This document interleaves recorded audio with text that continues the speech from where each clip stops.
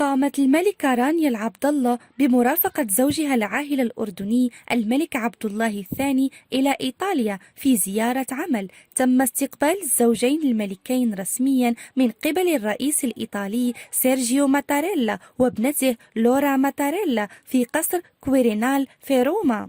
وبعد مراسم الترحيب توجه الملك لعقد اجتماعات ثنائية مع الرئيس الإيطالي ورئيس الوزراء ومسؤولين حكوميين آخرين، بينما ناقشت الملكة رانيا موضوع المصالح المشتركة مع لورا ماتاريلا في قصر كويرينال في روما. ارتدت الملكة رانيا لهذا اليوم معطفا من قماش أمبريه من فاندي مع كنزة بياقة مدورة رمادية اللون من سالفاتور فيراغامو وتنورة سوداء. ارتدت ملكة الأردن هذا الزي مع حذاء جنيفر شاماندي الطويل المصنوع من جلد الغزال الأسود وحقيبة لويس ووتون.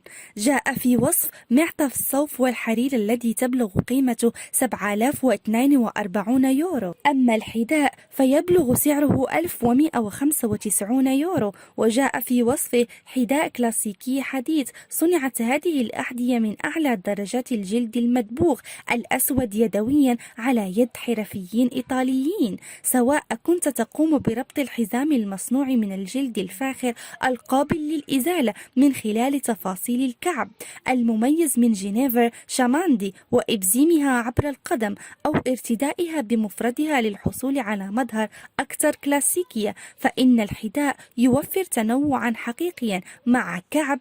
تقدم هذه الأحذية ارتفاعا مثاليا للتطور العملي وتأخذك بسلاسة من النهار إلى الليل. والجدير بالذكر أن الملكة رانيا سبق وأن تعرضت لانتقادات بسبب استعراض ثروتها، بينما يعاني الأردن من تفاوت اقتصادي كبير.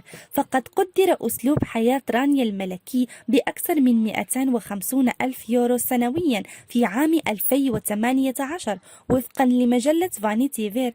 اضطرت الملكة رانيا العبد الله للدفاع عن نفسها من وسائل الإعلام التي اتهمتها بالتبذير.